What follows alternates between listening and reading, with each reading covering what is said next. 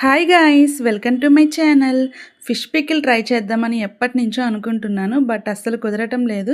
So ఈ రోజు అయితే ట్రై చేస్తున్నాను. ఎలా వస్తుందో ఏంటో చూడాలి. పికిల్కి పెద్ద పీసెస్ కాకుండా ఇలా చిన్న చిన్న పీసెస్ అయితేనే బాగుంటాయి అని చెప్పేసి ఇవి తీసుకున్నాను. నేను తీసుకున్న చేపల పేర్లు అయితే గనక కొరమేను అంటారు కదా, అవన్నమాట, స్మాల్ సైజ్వి. ఇప్పుడు పీసెస్ అన్నిటిని మంచిగా వాష్ చేసుకుని ఆయిల్ లో డీప్ ఫ్రై చేసుకోవాలి, అది కూడా లో ఫ్లేమ్ లో. అవి ఫ్రై అయ్యే లోపు ఈ లోపు మనం అయితే లెమన్స్ అయితే కట్ చేసుకుందాం లెమన్ జ్యూస్ కోసం. నేనైతే లెమన్ జ్యూస్ ఇక్కడ కొంచెం ఎక్కువగానే తీసుకుంటున్నాను, బికాజ్ నాకు పికిల్ పుల్ల పుల్లగా ఉంటేనే ఇష్టం. సో అందుకే ఎక్కువగా తీసుకుంటున్నాను. ఎవరి టేస్ట్ తగ్గట్టు వాళ్ళు తీసుకోవచ్చు. వామ్మో, ఈ జ్యూస్ మొత్తం తీసేసరికి నా హ్యాండ్స్ పని అయిపోయింది. ఇంకా ఫైనల్లీ నాకు కావాల్సినంత లెమన్ జ్యూస్ అయితే తీసుకున్నాను. అండ్ ఈ లోపు మన ఫిష్ పీసెస్ కూడా మంచిగా ఫ్రై అయిపోయాయి. సేమ్ ఆయిల్ లో జింజర్ గార్లిక్ పేస్ట్ వేసుకొని బాగా ఫ్రై చేసుకోవాలి. అది కూడా గోల్డెన్ కలర్ వచ్చేదాకా మంచిగా ఫ్రై చేసుకోవాలి. అప్పుడే టేస్ట్ చాలా బాగుంటుంది. ఇది పికిల్ కోసం ప్రిపేర్ చేసుకున్న మసాలా పౌడర్, ధనియాలు, లవంగాలు, దాల్చిన చెక్క, ఇంకా కొన్ని బిర్యానీ స్పైసెస్ వేసుకొని ఫైన్ పౌడర్ లా చేసుకొని ఇప్పుడు ఆ జింజర్ గార్లిక్ పేస్ట్ లో వేసుకోవాలి.